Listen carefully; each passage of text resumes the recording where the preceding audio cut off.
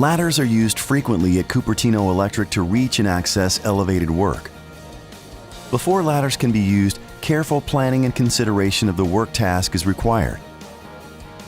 Discuss the work to be performed and the ladder type you intend to use with your supervisor or an experienced coworker.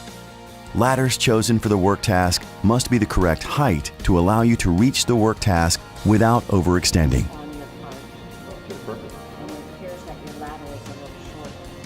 Yeah, it looks like I'll probably need an 8-foot ladder. That sounds great.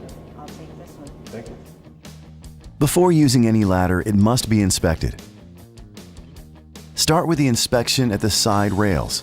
Look carefully for any cracks, splits, or damage. The rungs must also be free of damage and be clean without mud, oil, or other hazards. Check the rungs and rails on both sides of the ladder, front and back. Check the ladder feet. All feet, front and back, must have the cap with a slip-resistant pad. Look at the spreaders to ensure they fully open and lock. Make sure all rivets are secure and in place. All ladders at Cupertino Electric must be fiberglass and rated a Type 1A 300 pounds or a Type 1AA 375 pounds. Ladders must have labels with the type and rating. Before climbing the ladder, make sure all 4 feet make contact with the surface. The ladder must be stable and level before climbing.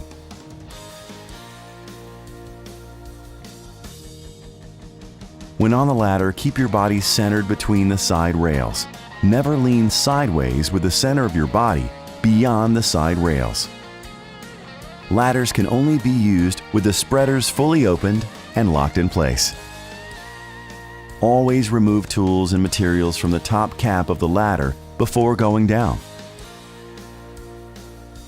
When you cannot safely reach the work without excessive leaning or twisting, take a moment and move the ladder to the correct, safe position.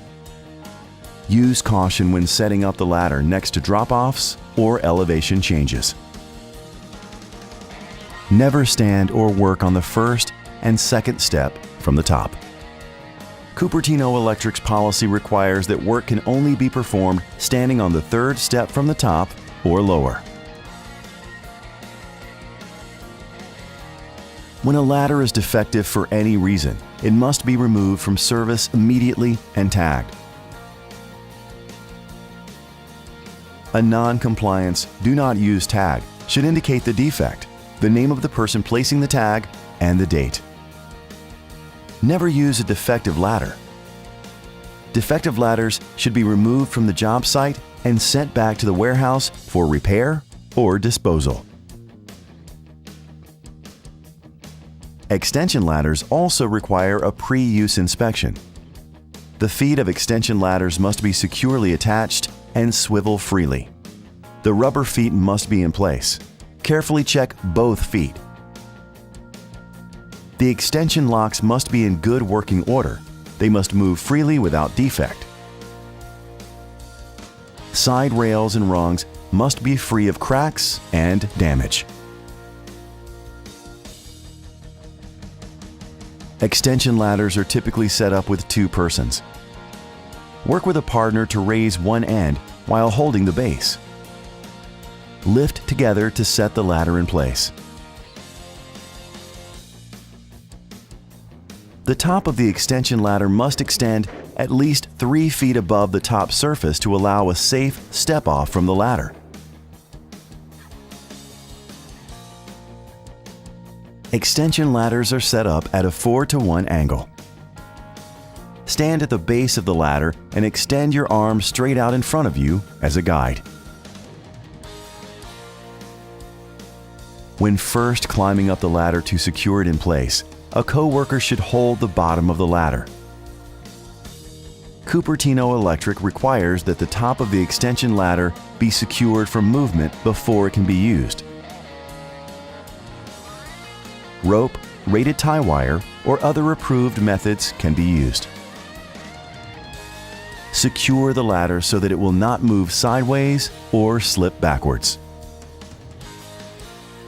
The area around the base of the ladder should be barricaded when the ladder is set up near walkways, doors, entrances, or other traffic areas. A bucket with rope should be used to raise and lower tools and materials. Remember, climb ladders with 3 points of contact: 2 hands and 1 foot, 2 feet and 1 hand. Grip the ladder carefully when getting off or back on the ladder.